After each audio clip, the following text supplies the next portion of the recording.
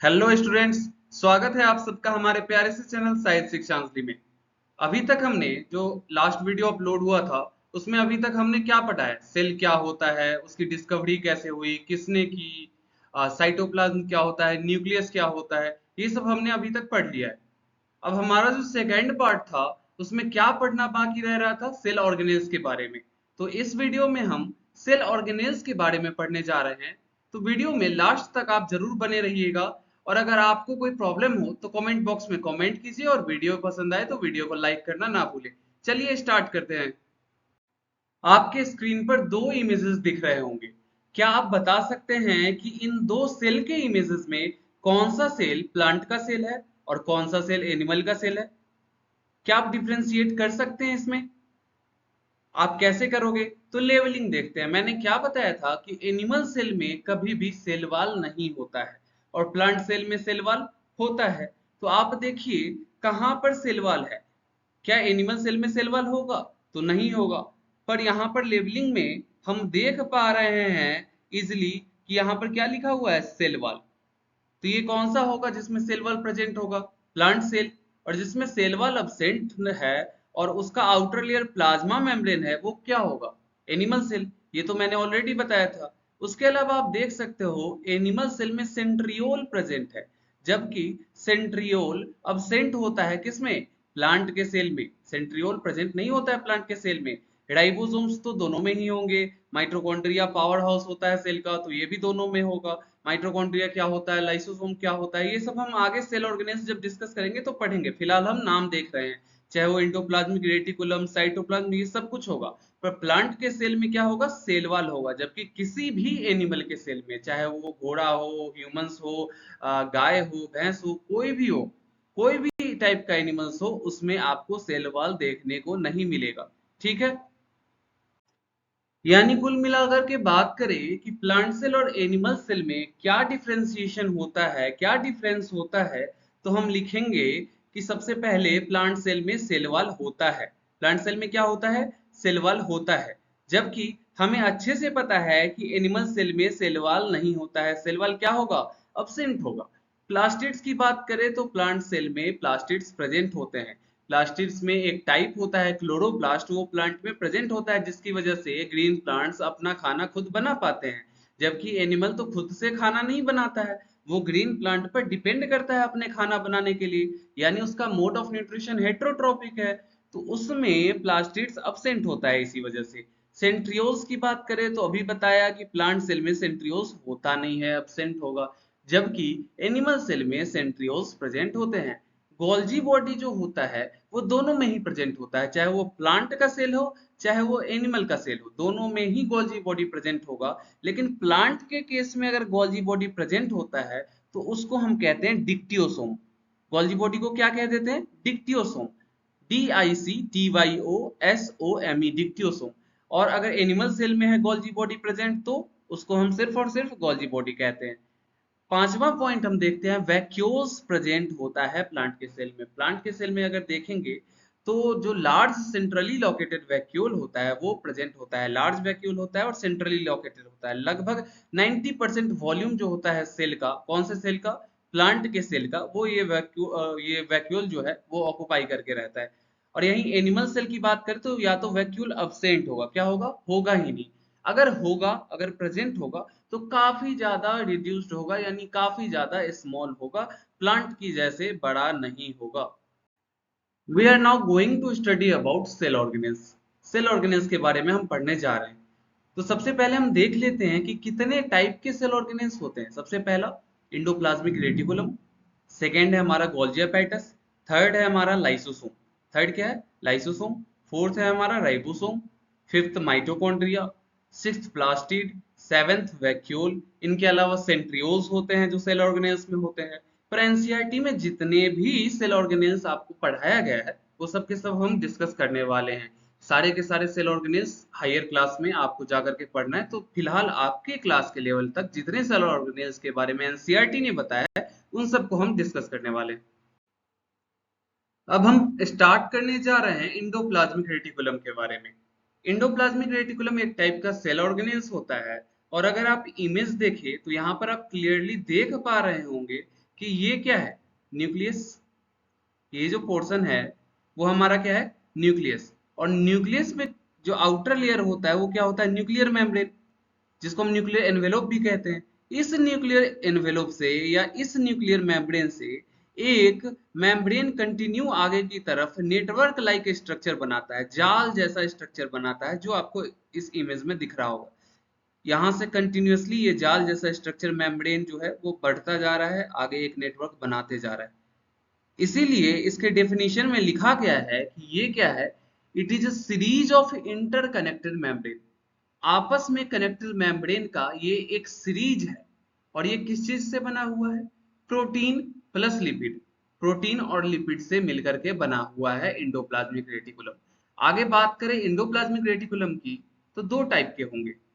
कौन कौन से, एक होंगे स्मूथ इंडोप्लाज्मिक रेटिकुलम, दूसरा होगा रफ इंडोप्लाज्मिक रेटिकुलम। पहला टाइप जो है इंडोप्लाज्मिक रेटिकुलम का वो क्या है, रफ इंडोप्लाज्मिक रेटिकुलम। तो नाम से पता चल रहा है इसके कि रफ इंडोप्लाज्मिक रेटिकुलम नाम है, तो क्या होगा, ये रफ इन अपीयरेंस होगा। अगर स्मूथ इंडोप्लाज्मिक रेटिकुलम नाम होता तो क्या होता, स्मूथ इन अपीयरेंस होता। तो इट इज रफ, ये कैसा है, रफ इन अपीयरेंस है, खुरदुरा है।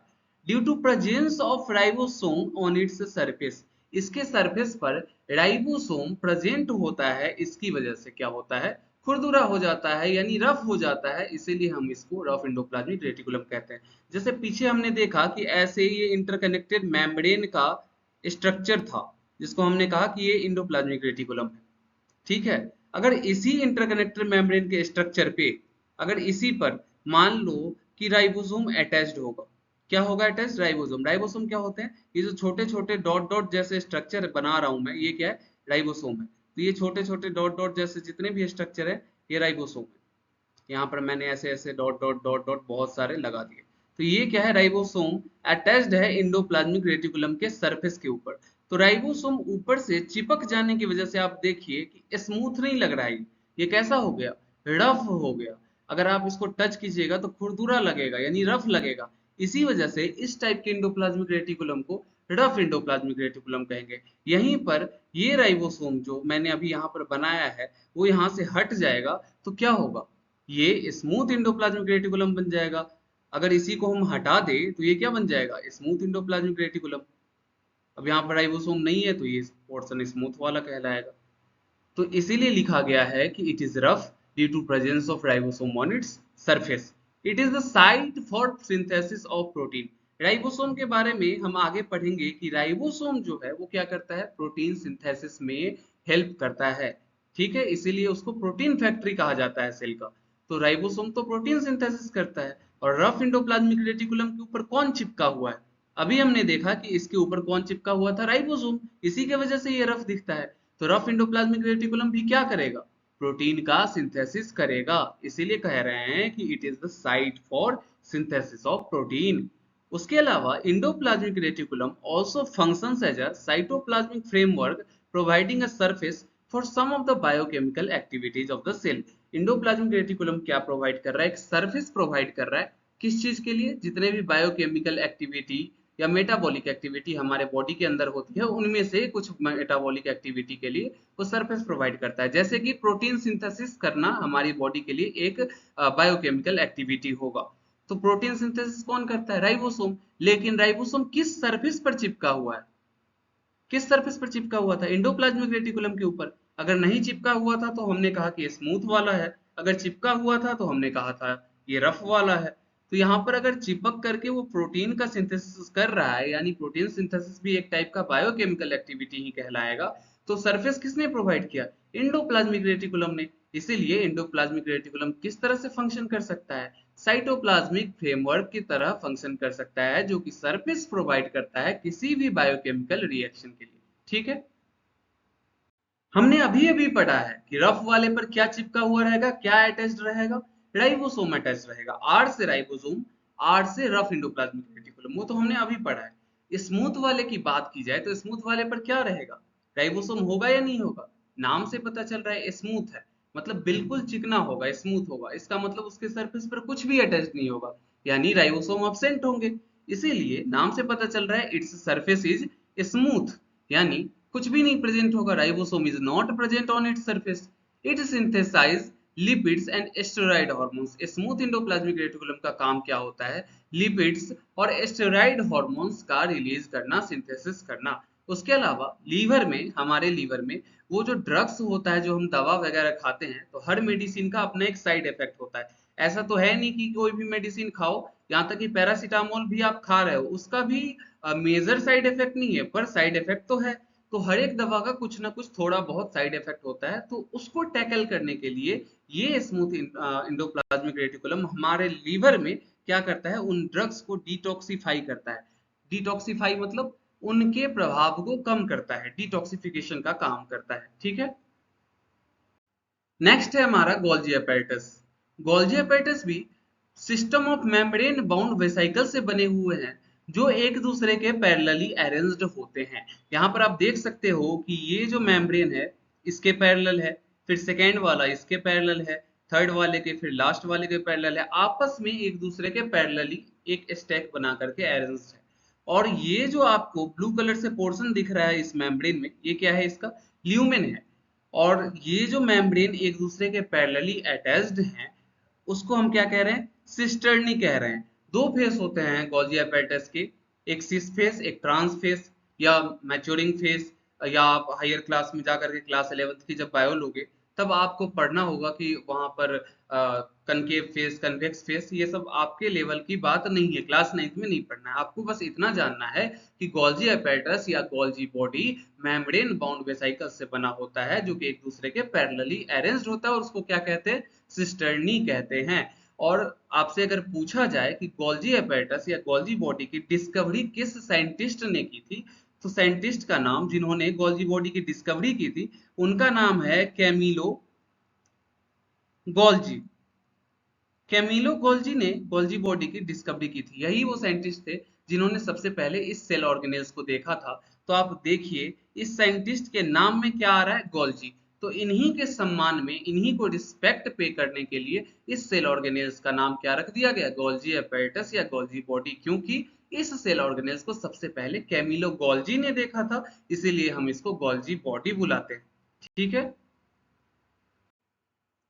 जैसे आपने अभी पढ़ा है कि एंडोप्लाज्मिक रेटिकुलम में, रफ एंडोप्लाज्मिक रेटिकुलम प्रोटीन वगैरह सिंथेसिस करता है, क्योंकि उसके ऊपर क्या होता है प्रेजेंट? राइबोसोम प्रेजेंट होता है, इसीलिए वो प्रोटीन का सिंथेसिस करता है। तो अगर प्रोटीन का सिंथेसिस कहीं से हो रहा है, तो उसको कहीं सेल से अगर बाहर भेजना हो जहां पर प्रोटीन की रिक्वायरमेंट हो, तो ऐसे तो भेज नहीं सकते, उसकी पैकेजिंग वगैरह की जरूरत होगी। आप कोई भी सामान घर से निकालते हो, बाहर की तरफ भेजते हो, तो ऐसे तो नहीं भेज देते ना, उसको पैक करते हो, फिर कोई डिलीवरी वाला आता है, वो उसको ले जाता है। उसी तरह गोल्जी बॉडी का फंक्शन क्या है? स्टोरिंग करना और पैकेजिंग करना। जो प्रोटीन वगैरह वहां पर बनाया इंडोप्लाज्मिक रेटिकुलम ने, इंडोप्लाज्मिक रेटिकुलम ने जितने मटेरियल सिंथेसिस किए हैं, उन सबको क्या करेगा? स्टोर करेगा अपने पास, और फिर उस गोडाउन में क्या करेगा? पैकेजिंग करेगा, और फिर उस स्पेशल टारगेट पर क्या कर देगा? ट्रांसफर कर देगा। तो फंक्शन ऑफ गोल्जी बॉडी में क्या पढ़ना है कि Golgi apparatus carries material synthesized by the endoplasmic reticulum to different parts of the cell। Golgi apparatus क्या करता है? डाकिया की तरह काम करता है, यानी डिलीवरी बॉय की तरह काम करता है। उन मटेरियल को कैरी करता है, जो मटेरियल कौन सिंथेसाइज करते हैं? Endoplasmic reticulum. Rough endoplasmic reticulum protein synthesize करेंगे, स्मूथ वाले लिपिड्स वगैरह, स्टेरॉइड्स, हार्मोन्स वगैरह। तो जो भी इंडोप्लाज्मिक रेटिकुलम सिक्रीट करता है, सिंथेसाइज करता है, उसको कैरी करने का काम कौन करता है? Golgi body. यानी ये बेसिकली डिलीवरी बॉय है। कहां तक कैरी करता है? Different part of the cell तक, जहां तक उन सभी प्रोटीन्स या लिपिड्स वगैरह की रिक्वायरमेंट होगी, वहां पर जाकर के ये पहुंचाने का काम करता है। Material is stored and packaged in vesicles. Materials को स्टोर किया जाता है और पैकेज्ड कहां पर किया जाता है? पीछे हमने डायग्राम में देखा कि उनके पास क्या होता है? मेम्ब्रेन बाउंड रहता है, जो एक दूसरे के पैरेलली अरेंज रहता है। और यहाँ पर ये वेसाइकल्स हमने पढ़ा था। तो वेसाइकल्स में क्या करते हैं? ये मटेरियल को स्टोर करते हैं और पैकेजिंग का काम करते हैं। उसके अलावा फॉर्मेशन ऑफ कम्प्लेक्स सुगर का फॉर्मेशन करते हैं। और एक और सेल ऑर्गेनेल है लाइसोसोम नाम का, उसका फॉर्मेशन गोल्जी बॉडी ही करता है। अगर आपसे पूछा जाए कि लाइसोसोम जो कि एक अनोदर सेल ऑर्गेनेल है, उसका फॉर्मेशन किसने किया, तो उसका आंसर जाएगा गोल्जी बॉडी। गोल्जी बॉडी एक ऐसा सेल ऑर्गेनेल है जो दूसरे सेल ऑर्गेनेल को जन्म देता है, ठीक है। और उसका नाम क्या है सेल ऑर्गेनेल का? Lysosome. Lysosome is formed by Golgi body. अब हम बात कर लेते हैं लाइसोसोम्स की। जब अभी बात आ ही रही थी लाइसोसोम्स की, तो लाइसोसोम्स पढ़ लेते हैं। लाइसोसोम्स ना एक टाइप का समझ लीजिए कि क्लींजिंग एजेंट है। अगर मान लो कोई भी सेल डेड हो गया या रप्चर हो गया या कोई फॉरेन पार्टिकल्स आ गए या बैक्टीरिया आ गए, तो उसको मारने के लिए काम आएगा लाइसोसोम, यानी उसको क्लीन करके हटाने के लिए कौन काम आएगा? लाइसोसोम। लाइसोसोम में ना, अगर मान लो ये लाइसोसोम है, तो लाइसोसोम में ना अंदर कुछ डाइजेस्टिंग क्या होता है, मटेरियल होता है। ये ब्लैक से मैं दिखा दे रहा हूँ, डाइजेस्टिंग मटेरियल होता है। अगर मान लो यहाँ पर कोई फॉरेन पार्टिकल आया, तो ये मटेरियल क्या कर देगा, इसके ऊपर डाल देगा, और डालने की वजह से क्या होगा, ये जो बैक्टीरिया है या जो भी फॉरेन पार्टिकल्स है, ये मर जाएंगे, यहीं पर डाइजेस्ट हो जाएंगे। यानी अगर ये शॉर्टकट में हम समझे कि लाइसोसोम अगर किसी पर भी थूक देता है, तो वो क्या होता है? मर जाता है। क्या होता है? मर जाता है। यानी हम कह सकते हैं कि इसके अंदर से जो एंजाइम निकलते हैं वो काफी खतरनाक होते हैं, वो किसी को भी डाइजेस्ट कर देते हैं। अगर ये किसी पर भी जाके थूक देगा, तो वो क्या हो जाएगा? सड़ने लग जाएगा, गलने लग जाएगा, उसका डाइजेशन स्टार्ट हो जाएगा, और वो वहीं पर क्या हो जाएगा? डाइजेस्ट हो जाएगा, यानी मर जाएगा। तो लाइसोसोम के बारे में हम पढ़ते हैं कि they are single membrane vesicles. क्या है? सिंगल मेम्ब्रेन वेसाइकल, मतलब मेम्ब्रेन डबल भी हो सकते हैं, सिंगल भी हो सकते हैं। तो हम लाइसोसोम में कितने मेम्ब्रेन होते हैं? एक मेम्ब्रेन हमें देखने को मिलता है, सिंगल मेम्ब्रेन वेसाइकल है। That are responsible for cleaning the cell. Cell के अंदर कोई भी फॉरेन पार्टिकल्स चला जाए, बैक्टीरिया चला जाए, या सेल की किसी भी सेल की डेथ हो जाए, तो वो अनदर सेल को हार्म ना पहुंचाए, तो उसको डाइजेस्ट करने में भी यही हेल्प करता है, एक तरह से क्लीनिंग का काम करता है सेल के अंदर।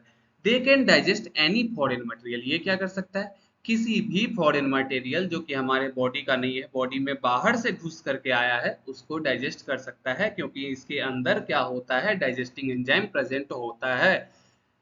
किस किस फॉरेन पार्टिकल को डाइजेस्ट कर सकता है? जैसे कोई फॉरेन फूड हो, बैक्टीरिया हो, या वर्न आउट सेल ऑर्गेनेल्स, या सेल के अंदर कोई भी सेल ऑर्गेनेल्स डैमेज हो गया या मर गया, उसको भी डाइजेस्ट करने का काम कौन करता है? लाइसोसोम ही करता है। अब आपके सामने क्वेश्चन है कि how can lysosomes digest any foreign material that enters the cell. कोई भी फॉरेन मटेरियल जो कि सेल के अंदर घुस जा रहा है, उसको करता कैसे है डाइजेस्ट? तो अभी बोला मैंने कि उसके अंदर क्या होता है? डाइजेस्टिव एंजाइम्स होते हैं। उस डाइजेस्टिव एंजाइम्स को वो किसी के ऊपर छोड़ देता है, यानी थूक देता है। तो उस डाइजेस्टिव एंजाइम्स की वजह से जो फॉरेन पार्टिकल्स होते हैं वो डाइजेस्ट हो जाते हैं। यानी lysosomes are capable of doing so, यानी डाइजेस्ट इसीलिए कर पाता है because they have digestive enzymes in them. उसके अंदर उनके पास क्या होता है? डाइजेस्टिव एंजाइम्स होते हैं। These enzymes breaks the materials and digest them. मान लो अगर ये लाइसोसोम है और इसके अंदर कुछ एंजाइम्स हैं, और यहाँ पर XYZ नाम का कोई भी बैक्टीरिया घुस गया था, तो ये जो लाइसोसोम है वो क्या करेगा? इसके ऊपर थूकेगा, यानी अपने डाइजेस्टिव एंजाइम डालेगा। तो इस बैक्टीरिया के क्या हो जाएंगे? टुकड़े टुकड़े हो जाएंगे। जब ये टुकड़े टुकड़े में बट जाएगा, तो बटने की वजह से क्या होगा? ये टूटेगा, फिर डाइजेस्ट हो जाएगा, मर जाएगा। तो किसी भी मटेरियल को तोड़ करके डाइजेस्ट कर सकता है। These enzymes are synthesized by RER and packaged into lysosomes by Golgi body. ठीक है। ये जो एंजाइम्स है, जो डाइजेस्टिव एंजाइम्स है, जो किसके अंदर प्रेजेंट रहता है? लाइसोसोम के अंदर प्रेजेंट रहता है। ये कहाँ से निकलता है? रफ इंडोप्लाज्मिक रेटिकुलम इस डाइजेस्टिव एंजाइम्स को बनाता है, और गोल्जी बॉडी में पैकेजिंग के दौरान जो लाइसोसोम बनता है, उसमें प्रेजेंट हो जाता है। मतलब हमने अभी पीछे देखा था कि लाइसोसोम का फॉर्मेशन कहाँ होता है? गोल्जी बॉडी में।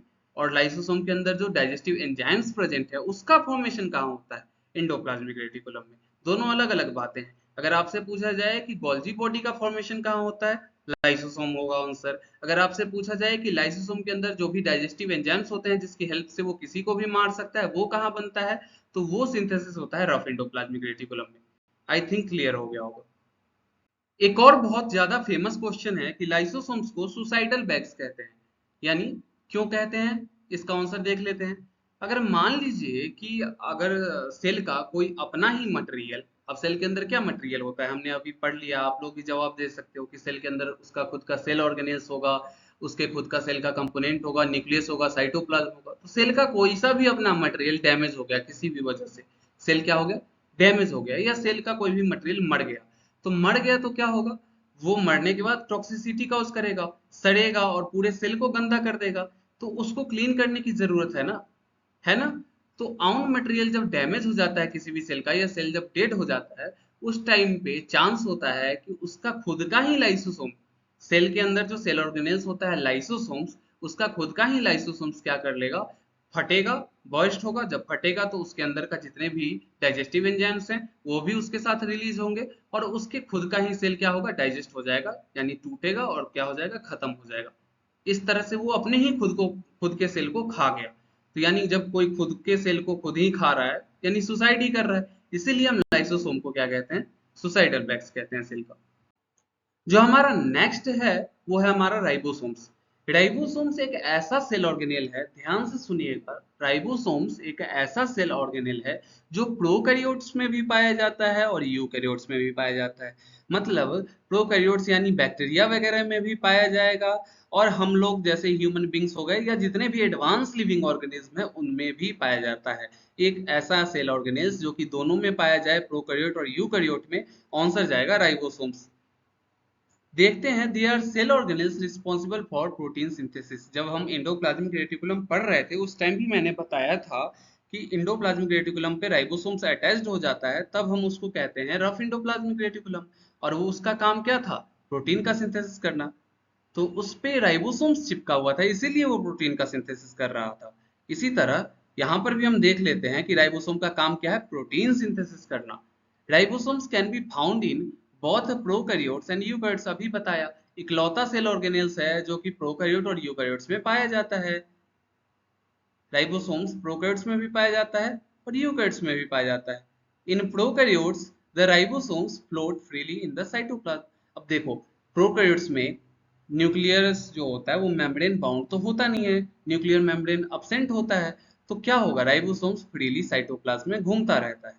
In eukaryotes, they can be found floating in the cytoplasm or they are often attached to the endoplasmic reticulum. Eukaryote में कहाँ कहाँ मिल सकता है राइबोसोम, एक तो हमें साइटोप्लाज्म में मिल सकता है और दूसरा इंडोप्लाज्मिक रेटिकुलम के ऊपर अटैच्ड मिलेगा, यानी चिपका हुआ मिलेगा। और उसी राइबोसोम के चिपके हुए होने की वजह से हम उस एंडोप्लाज्मिक रेटिकुलम को क्या कह देते हैं, रफ एंडोप्लाज्मिक रेटिकुलम कह देते हैं।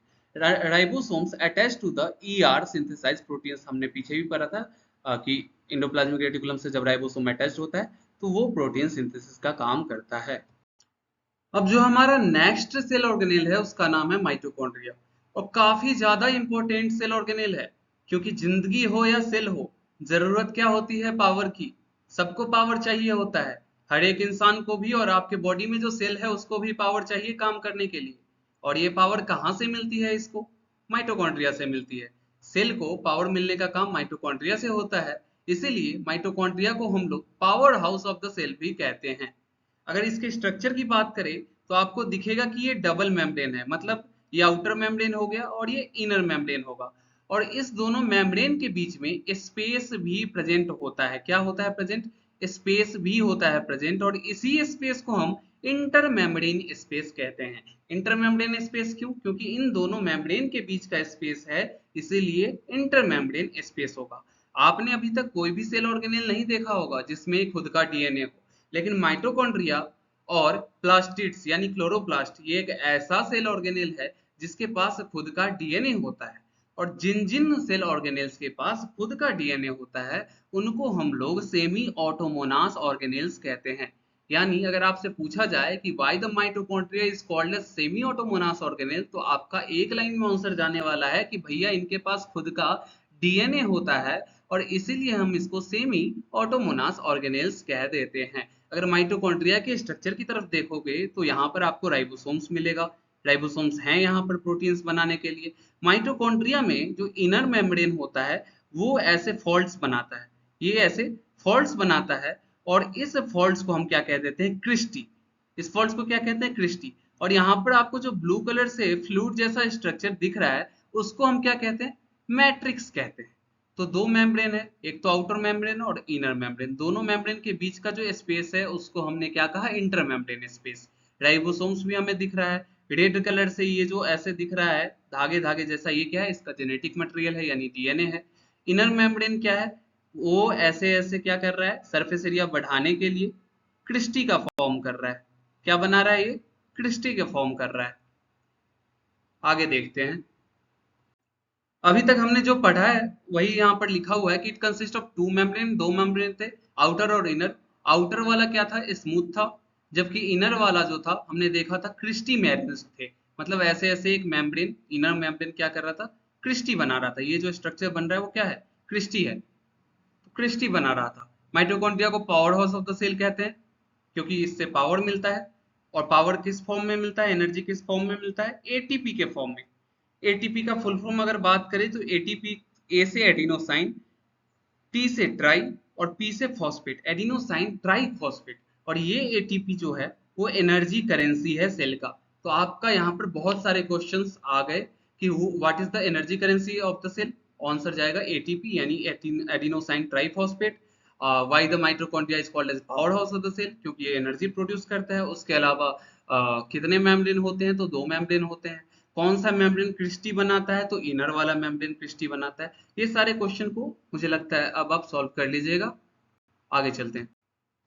बात करें अगर इनर मेम्ब्रेन की, तो हमने देखा था कि इनर मेम्ब्रेन क्या बनाता है, क्रिस्टी बनाता है। क्रिस्टी बना रहा था ना, ऐसे ऐसे स्ट्रक्चर। तो ये जो क्रिस्टी फॉर्म हो रहा था, आप देख सकते हैं कि इसका सरफेस एरिया ज्यादा होगा। अब आपको अगर समझ में नहीं आएगा कि इसका सरफेस एरिया कैसे ज्यादा होगा, तो इसको दो तरीके से समझते हैं। मान लीजिए हमने एक धागा लिया, धागा स्ट्रेट था, कैसा था, धागा बिल्कुल स्ट्रेट था। और फिर इसी धागे को हमने इस तरीके से लिया, ऐसे ऐसे, इस धागे को हमने क्या किया, ऐसे मोड़ दिया। अब आप बताइए एक्सपोज्ड सरफेस एरिया किसका ज्यादा है, एक्सपोज सरफेस एरिया किसका ज्यादा है। इस धागे में अगर हम बात करें तो इसका सरफेस एरिया ये रहा, ये रहा, यहाँ, यहाँ, यहाँ, एक स्ट्रेट लाइन में ये इसका सरफेस एरिया होगा। पर अगर इसी को हमने इस पैटर्न में मोड़ दिया जैसे कि क्रिस्टी फॉर्म होता है, इसका सरफेस एरिया ये है, ये है, ये है, यहाँ है, यहाँ भी है। देख रहे हैं सरफेस एरिया काफी ज्यादा इंक्रीज कर गया, यानी जो एक्सपोज्ड सरफेस एरिया दिख रहा है वो क्या हो गया, इंक्रीज कर गया काफी। और इस इंक्रीज करने की वजह से क्रिस्टी का फॉर्मेशन होता है, ताकि ये अपने सरफेस एरिया को बढ़ा सके। ATP are located on the cristae, जो एनर्जी करेंसी होता है सेल का वो एटीपी होता है, और वो कहाँ पर प्रेजेंट होता है, क्रिस्टी पर प्रेजेंट होता है। दूसरी बात आप जान लीजिए कि माइटोकॉन्ड्रिया का नंबर, कि किस सेल में कितने माइटोकॉन्ड्रिया रहेंगे, वो वेरी करता है हर सेल में। अगर कोई सेल कम काम करता है तो उसमें नंबर ऑफ माइटोकॉन्ड्रिया कम होंगे, अगर कोई सेल्स ज्यादा काम करता है उसमें नंबर ऑफ माइटोकॉन्ड्रिया ज्यादा होंगे। The cells which have to work more, जिसको ज्यादा काम करना पड़ता है दूसरे सेल्स के कंपैरिजन में, उसमें ज्यादा माइटोकॉन्ड्रिया होता है। फॉर एग्जाम्पल अगर हम बर्ड्स की बात करें तो बर्ड्स के जो विंग्स हैं वो उड़ने के काम आते हैं। तो उस सेल्स में जो विंग्स के सेल हैं उसमें ज्यादा माइटोकॉन्ड्रिया होंगे, समझ रहे हैं, क्योंकि वो उड़ने के का काम करती है। तो जब उड़ते हैं उसी बर्ड से अपने फीदर्स की हेल्प से, तो जो सेल्स उस विंग्स को बना रहा है उसमें नंबर ऑफ जो माइटोकॉन्ड्रिया होगा वो ज्यादा होगा, क्योंकि वहां पर एनर्जी की जो रिक्वायरमेंट है वो ज्यादा है, तो प्रोडक्शन भी ज्यादा करना पड़ेगा। ठीक है। अगर हम प्लास्टिड्स की बात करें तो मैंने आपको पहले ही बताया था कि प्लास्टिड्स भी सेमी ऑटोमोनास ऑर्गेनेल है। क्यों, क्योंकि इसके पास खुद का डीएनए होगा और राइबोसोम होगा, और ये भी माइटोकॉन्ड्रिया के तरह ही डबल मेम्ब्रेनस होगा। वो भी डबल मेम्ब्रेन से बना था, ये भी डबल मेम्ब्रेन से बना हुआ है। देखिए जस्ट लाइक माइटोकॉन्ड्रिया, प्लास्टिड्स भी किस चीज का बना हुआ है, डबल मेम्ब्रेन ऑर्गेनेल्स है। और इसके पास भी खुद का डीएनए है और राइबोसोम है, इसीलिए हम इसको बेशक सेमी ऑटोमोनास ऑर्गेनेल कह सकते हैं, क्योंकि इसके पास भी खुद का डीएनए है। अब देख लीजिए कि बाहर वाला मेम्ब्रेन जो होगा उसको जाहिर सी बात है कि हम आउटर मेम्ब्रेन कहेंगे, अंदर वाले मेम्ब्रेन को इनर मेम्ब्रेन कह देते हैं, बाहर वाले को हम आउटर मेम्ब्रेन कह रहे हैं। और उसी तरह जैसे हमने माइटोकॉन्ड्रिया में पढ़ा, इन दोनों मेम्ब्रेन के बीच का जो स्पेस है उसको हम इंटर मेम्ब्रेन स्पेस कह देते हैं। ठीक है। अब इनर मेम्ब्रेन के अंदर जो येलो वाला जो पोर्शन है ये एक्वस फ्लूइड है, यानी एक्वस इन नेचर है। इसको हम कहते हैं स्ट्रोमा। इसको हम क्या कहते हैं, इनर मेम्ब्रेन के अंदर जो फ्लूइड फिल्ड स्पेस होता है स्ट्रोमा कहते हैं। स्ट्रोमा में आप देखेंगे कि स्टैक्स ऑफ थाइलेक्वाइड्स वहां पर अरेंज्ड आपको दिखेंगे। क्या दिखेंगे, थाइलेकोइड्स का एक स्टैक्स, ये जो आपको ग्रीन कलर का गोल गोल सा एक क्वाइंस जैसा जो स्ट्रक्चर दिख रहा है, सिक्के जैसा स्ट्रक्चर, जैसे हम क्वाइंस को एक दूसरे के ऊपर रैक बना करके ऐसे इकट्ठा कर देते हैं ना, या कैरम बोर्ड के जितने भी कैरम के जो भी गोटियां होती है उनको मैं एक के ऊपर एक रख सकता हूँ इस तरह से। तो उसी तरह से देखो यहाँ पर स्टैक्स बनाए गए हैं, क्वाइंस लाइक स्ट्रक्चर है जो एक दूसरे के ऊपर क्या बनाया हुआ है, स्टैक बनाया हुआ है। एक क्वाइन को, यानी ये जो एक क्वाइन है उसको हम क्या कहते हैं, थाइलेक्वाइड्स। एक क्वाइन को क्या कहते हैं, ये जो एक क्वाइन है, ये एक वाला ग्रीन पोर्शन का एक क्वाइंस है, इसको हम कहते हैं थाइलेक्वाइड्स। जब यही थाइलेक्वाइड्स एक दूसरे के ऊपर इस तरह का अरेंजमेंट बना लेता है, जैसे कि हमें ग्रीन पोर्शन में यहाँ पर दिख रहा है ये टोटल का टोटल, तो इन टोटल के टोटल स्टैक्स को, यानी इन टोटल के टोटल जब एक दूसरे के ऊपर रैक्स बना लेते हैं, तब हम इनको क्या कहते थे, क्या कहते हैं, ग्रेनम। ठीक है, एक को हम कहते हैं, एक सिंगल यूनिट की बात करें तो एक सिंगल यूनिट को हम कहते हैं थाइलेक्वाइड्स। और अगर हम बात करें इन सारे थाइलेक्वाइड्स की जो एक दूसरे के ऊपर स्टैक बना रहे हैं, उनको हम क्या कह रहे हैं, ग्रेनम। ठीक है, इन ग्रेनम के अंदर जो स्पेस खाली होगा उसको हम क्या कहते हैं, ल्यूमेन। ल्यूमेन कहां पर होगा, अगर ग्रेनम के अंदर एक थाइलेक्वाइड की बात करें तो उसके अंदर के स्पेस को हम क्या कहते हैं, ल्यूमेन। अभी देखो कि ये वाला जो ग्रेनम है वो किसी दूसरे ग्रेनम से अटैच्ड होगा। मान लो यहाँ पर ये ग्रेनम है और मैं यहाँ पर एक और ग्रेनम बनाता हूँ, मान लो ये भी मैंने ग्रेनम बनाया, ये दोनों आपस में इंटरकनेक्टेड होते हैं, आपस में ये इंटरकनेक्टेड है। जिस ब्रिज से, जिस पुल से, जिस ब्रिज से ये आपस में इंटरकनेक्टेड है, उस ब्रिज को हम कहते हैं लैमेला। इस ब्रिज को हम क्या कहते हैं, लैमेला। तो देख लो यहाँ पर, अब फिगर में वापस आते हैं, ये क्या है, थाइलेक्वाइड है, और ये सारी की सारी यूनिट क्या कहलाएगी, ग्रेनम कहलाएगी। एक ग्रेनम हमें दिख रहा है कनेक्टेड है दूसरे ग्रेनम से, यहाँ पर एक ब्रिज से, जिसको हम क्या कह दे रहे, लैमेला कह दे रहे। स्ट्रक्चर क्लियर है, आगे बढ़ते हैं। प्लास्टिड्स जो हैं वो सिर्फ और सिर्फ प्लांट सेल में ही प्रेजेंट होते हैं, एनिमल सेल में नहीं होता है। और दो टाइप के प्लास्टिड्स हैं, आपके एनसीईआरटी को जब आप पढ़ोगे तो वहां पर लिखा हुआ है कि टू टाइप्स ऑफ प्लास्टिड। वैसे तो हायर क्लास में जाओगे तो क्लोरोप्लास्ट, क्रोमोप्लास्ट, ल्यूकोप्लास्ट वगैरह सब पढ़ने को मिलेगा, पर आपके एनसीईआरटी ने इस तरीके से लिख रखा है कि there are two types of plastid. Plastids के दो टाइप हैं, क्रोमोप्लास्ट, ल्यूकोप्लास्ट। क्रोमोप्लास्ट, क्रोमा जो वर्ड है वो किस चीज के लिए आता है, कलर के लिए। क्रोमा का मतलब क्या होता है, कलर। कलर मतलब वैसे प्लास्टिड्स जो कि कलर्ड होंगे उसको हम कह रहे हैं क्रोमोप्लास्ट। ल्यूकोप्लास्ट का मतलब कलरलेस प्लास्टिड्स, ऐसे प्लास्टिड्स जो कलरलेस होंगे उनको हम कहते हैं ल्यूकोप्लास्ट।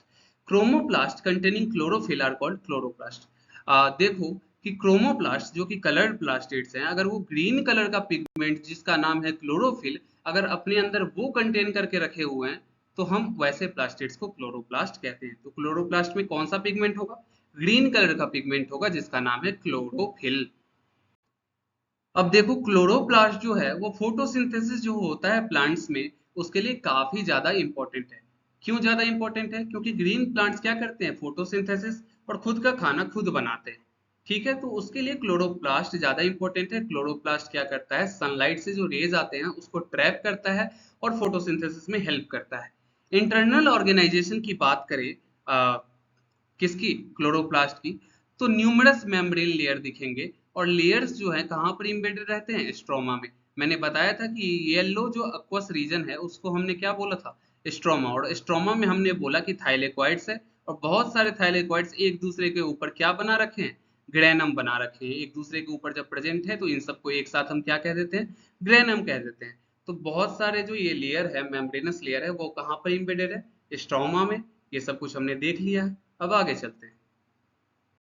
वैक्यूल्स की बात करें तो प्लांट्स में ये वैक्यूल्स काफी बड़ा होता है और सेंट्रली लोकेटेड होता है।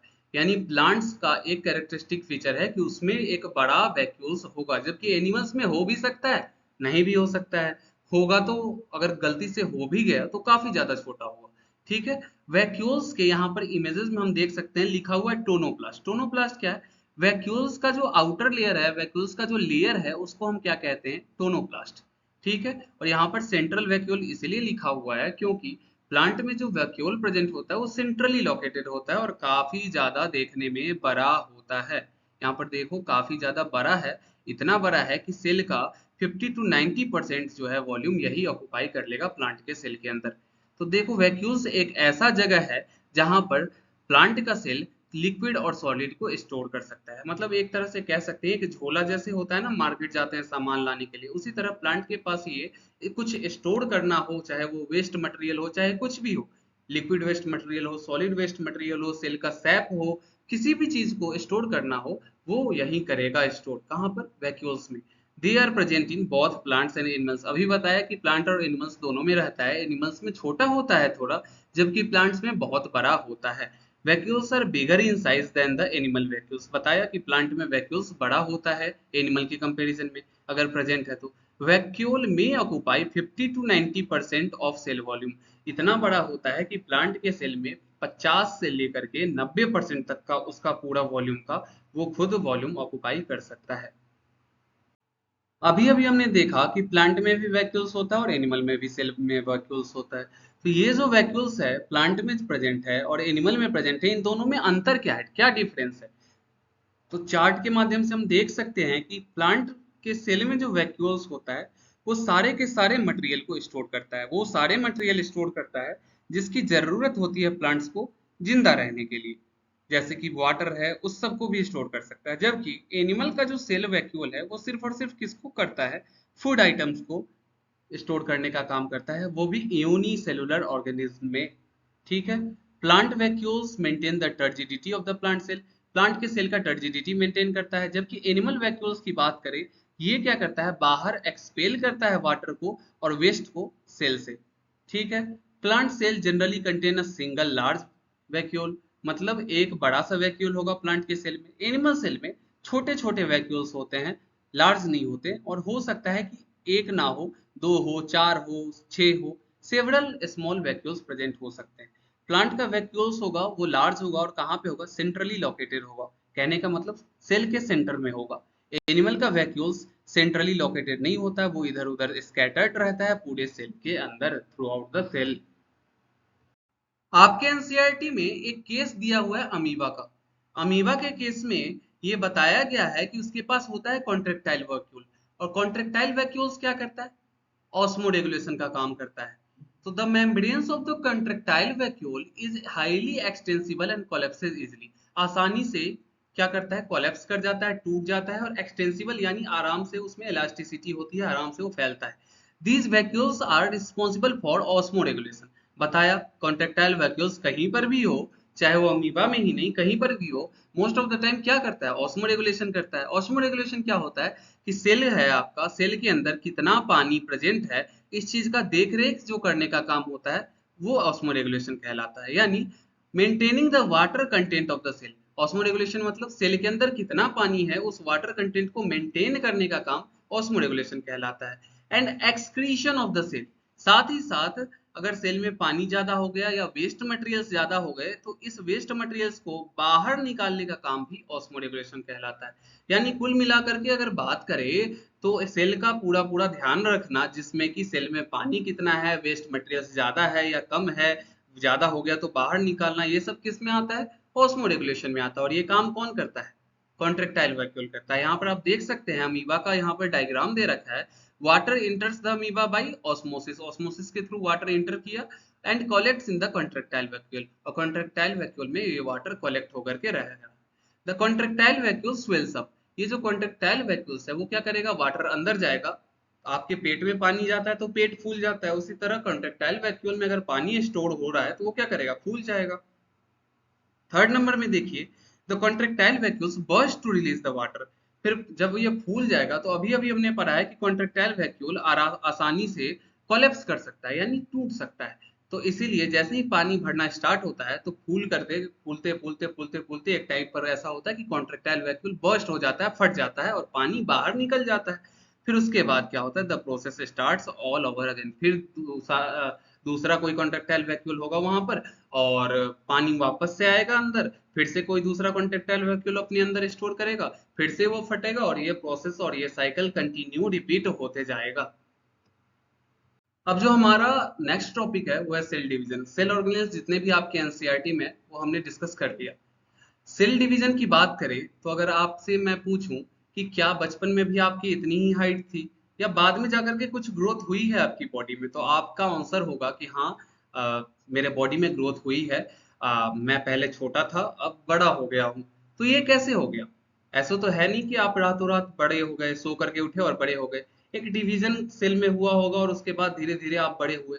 तो सेल डिवीजन क्या है, उसको हम उस बात से रिलेट करके समझते हैं। New cells are formed in organism. कहाँ पर बनता है? ऑर्गेनिज्म में। जो भी लिविंग ऑर्गेनिज्म है उनमें नए नए सेल्स बनते रहते हैं इन ऑर्डर टू ग्रो, आपको बड़े होने के लिए, या replace old dead and injured cells. मान लीजिए आपको कट लग गया हाथ पे, तो ऐसा तो नहीं है कि पूरी जिंदगी यहाँ पर कट का निशान रहेगा। यहाँ पर जो डैमेज सेल्स होते हैं वो रिपेयर कर दिए जाते हैं। कैसे? नए सेल्स बन जाते हैं, डैमेज सेल्स को रिप्लेस कर दिया जाता है। या गेमेट वगैरह बनाने के लिए, रिप्रोडक्शन के लिए जो गेमेट काफी जरूरी होता है, तो उस गेमेट को प्रोड्यूस करने के लिए सेल डिवीजन का ही यूज होता है। मतलब एक पहले वाला सेल, यानी जिसको हम कहते हैं मदर सेल, वो डिवाइड करके अगर एक से दो या एक से चार सेल्स बना ले, तो उसको हम क्या कह देते हैं? Cell division. और उसकी वजह से ही हम ग्रो कर रहे हैं। पहले बचपन में आपके पास एक सेल होगा, फिर धीरे धीरे उसने एक से दो, दो से चार, चार से आठ, ऐसे ऐसे करके डिवाइड किया, और आप भी साथ ही साथ क्या करते चले गए? ग्रो करते चले गए। आपको अगर थोड़ा सा इंटरेस्ट हो तो आउट ऑफ एनसीईआरटी बता दूं कि अगर ह्यूमन सेल्स की बात करें, ह्यूमन की, तो ह्यूमन सेल्स 24 आवर में डिवाइड करता है। 24 घंटे में, दिन में 24 घंटे होता है ना, तो 24 आवर में एक बार डिवाइड करता है, वन टाइम्स डिवाइड करता है ह्यूमन सेल्स। यानी अगर आपके बॉडी में एक सेल था, तो अगले दिन कितने सेल्स हो जाएंगे? दो हो जाएंगे 24 आवर के बाद, एग्जैक्ट 24 आवर के बाद। प्रोसेस, अगर इस सेल डिवीजन को डिफाइन करूं, the process by which new cells are made is called cell division. वैसे प्रोसेस को हम सेल डिवीजन कहते हैं जिसके द्वारा नए नए सेल्स बनते हैं। कहां से बनेंगे? आसमान से तो बनेंगे नहीं, कहीं डाउनलोड तो होगा नहीं, पुराने सेल्स से। और पुराने सेल्स को हम क्या कहते हैं? Mother cells. तो जो मदर सेल है उससे नए सेल्स जब बनते हैं, इन प्रोसेस को हम क्या कह देते हैं? सेल डिवीजन कहते हैं। अब इस इमेज के थ्रू हम समझते हैं सेल डिवीजन दो टाइप के जो होते हैं वो क्या होते हैं, इजिली समझ में आ जाएगा। सिर्फ आप गौर से ध्यान से इस इमेज को देखते रहिएगा। यहाँ पर मैंने दो इमेज बनाया है। पहला जो इमेज है वो दिखा रहा है कि माइटोसिस हो रहा है, और दूसरा जो इमेज है वहां पर आप देख सकते हो मियोसिस हो रहा है। तो आप देखिए माइटोसिस क्या है। माइटोसिस में आपको दिख रहा होगा कि यहाँ पर एक सेल है। कितना है? Number of cell one cell है। और यहाँ पर टोटल कितने सेल हो गए? टू सेल है। यानी वैसा डिवीजन जिसमें एक सेल से दो सेल बन जाए उसको हम कहते हैं माइटोसिस। आई रिपीट, वैसा डिवीजन जिसमें एक मदर सेल से दो डॉटर सेल्स बन जाए उसको हम कहते हैं माइटोसिस। अगर इन शॉर्ट कंपैरिजन करें मियोसिस से, तो मियोसिस में पहले है एक सेल, इस एक सेल से दो सेल्स बना, और इस दो सेल्स से चार सेल्स बन रहा है। एक, दो, तीन, चार। यानी अल्टीमेटली हम बात कर रहे हैं कि वन सेल से जब फोर सेल्स का फॉर्मेशन हो जाए, उस डिवीजन को हम कहते हैं मियोसिस। यानी एक का दो माइटोसिस, एक का चार मियोसिस, एक का दो माइटोसिस, एक का चार मियोसिस। नंबर की बात कर ले तो ठीक है। हम यहाँ पर देख पा रहे हैं कि यहाँ पर जो एक्स एक्स जैसा आपको स्ट्रक्चर दिख रहा है, ये क्या है? क्रोमोजोम है। क्रोमोजोम पे जेनेटिक मटेरियल होता है। हमने न्यूक्लियस जब पढ़ा था तो उस टाइम हमने देखा था। तो यहाँ पर देख लीजिए कि एक सेल दो सेल में बन रहा है, और यहाँ पर एक सेल चार सेल में फॉर्म हो रहा है। ठीक है,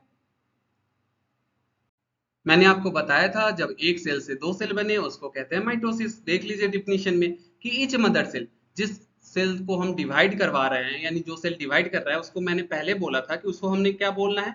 मदर सेल बोलना है। तो हर मदर सेल क्या करता है? डिवाइड करता है, और क्या बनाता है? दो सेल्स बनाता है, identical daughter cell, two identical daughter cell. यानी वो दोनों सेल्स आपस में एक दूसरे के जैसे होंगे, आइडेंटिकल होंगे। लेकिन एक से कितने सेल बने हैं? दो सेल बने हैं। जब दो सेल बने हैं तो ऐसे डिवीजन को क्या कहेंगे? माइटोसिस कहेंगे। Daughter cell have same number of chromosome as mother cell. अब एक बात बताइए, जो दोनों सेल बने हैं एक से दो, वो आइडेंटिकल है। आइडेंटिकल कहने का मतलब बिल्कुल एक जैसा है। एक जैसा है तो क्या होगा? इसके पास सेम नंबर ऑफ क्रोमोसोम होगा। क्रोमोसोम का नंबर भी क्या होगा? एक जैसा होगा। It helps in growth. Mitosis क्या करता है? कोई सेल डैमेज हो जाए या आपको बचपन से अभी तक बड़ा होना है, तो ग्रोथ वगैरह में कौन हेल्प करता है? माइटोटिक सेल डिवीजन ही हेल्प करता है। एंड रिपेयर ऑफ टिश्यूज, कोई टिश्यू रप्चर हो गया उसके रिपेयरिंग में भी माइटोसिस ही हेल्प करता है। अब जो हमारा second type of cell division है उसका नाम है मियोसिस। और मियोसिस में हमने क्या देखा था? एक से अल्टीमेटली कितने सेल बने थे? 4, 1 से 4, और डिवीजन कितने हुए थे? 2। देखा था ना कि 1 से पहले 2 हुए थे और 2 के बाद क्या बन गया था? 4 बन गया था, यानी 2 बार डिवाइड किया। इसीलिए यहाँ पर लिखा हुआ है कि meiosis involve 2 consecutive division. 2 division होता है मियोसिस में, 2 डिवीजन होता है, मियोसिस फर्स्ट और मियोसिस सेकंड। ये सब आगे जा करके पढ़ना है। हमने अभी पीछे डायग्राम में भी देखा कि 2 बार डिवीजन करवाया, पहले 1 से 2 हुआ और फिर वही 2 से 4 हो गया, तो फाइनल प्रोडक्ट 4 बना। तो जब भी एक सेल से 4 सेल्स बनते हैं नए, उस डिवीजन को हम मियोसिस कहते हैं। When a cell divides by meiosis, जब भी कोई सेल मियोसिस सेल डिवीजन से डिवाइड करता है तो वो कितने सेल्स प्रोड्यूस करता है? 4 न्यू सेल्स प्रोड्यूस करता है। आपको समझ में आ रहा होगा। The new cells only have half the number of chromosomes than that of mother cell. अब यहाँ पर तो बोला नहीं कि आइडेंटिकल सेल्स बनते हैं, यहाँ पर तो अलग सेल्स बनते हैं। तो यहाँ पर आइडेंटिकल नहीं लिखा हुआ है, इसीलिए आप याद रखिएगा कि पहले मदर के क्रोमोसोम में जितना भी नंबर होगा मदर के क्रोमोसोम का, उसका आधा क्रोमोसोम ही कहाँ जाता है? नए सेल्स में जाता है। मान लो अगर मदर के क्रोमोसोम में 46 होगा, नंबर ऑफ क्रोमोसोम कितना होगा? 46 होगा। तो जो नए सेल्स बनेंगे उसमें कितना होगा, यानी डॉटर सेल्स में कितना होगा? 46 का हाफ कर दीजिए, यानी 23 क्रोमोसोम्स ही डॉटर सेल्स में पाया जाएगा। तो ऐसे सेल डिवीजन को हम क्या कहते हैं? मियोसिस कहते हैं। अब सेल डिवीजन में आपके सिलेबस के अकॉर्डिंग, आपके एनसीईआरटी के अकॉर्डिंग इससे ज्यादा नहीं है आपके सिलेबस में पढ़ना। आप हायर क्लास में जाओगे तो mitosis, meiosis, meiosis first, meiosis second, prophase, anaphase वगैरह सब कुछ पढ़ना है। पर अभी फिलहाल यहाँ पर ऐसा कुछ भी नहीं पढ़ना है। आपके अकॉर्डिंग सिलेबस जो भी है आपको दिया हुआ एनसीईआरटी में, ये चैप्टर हो गया खत्म। और आपको अभी भी कुछ समझ में ना आया हो तो आप कमेंट कर सकते हैं। अगर आपको लगता है कि वीडियो को इम्प्रूव करने की ज़रूरत है तो आपका हमेशा स्वागत है। आप सजेस्ट कीजिए कि हम किस तरह से अपने वीडियो पर काम कर सकते हैं। और अगर आपको ये वीडियो में कुछ भी समझ में आया हो, आपको लगता हो कि वीडियो को लाइक देना चाहिए तो लाइक कीजिए, चैनल को सब्सक्राइब कीजिए और अपने दोस्तों में शेयर करना ना भूलें ताकि उनको भी मदद मिल सके। तब तक के लिए जय हिंद, जय भारत, थैंक यू।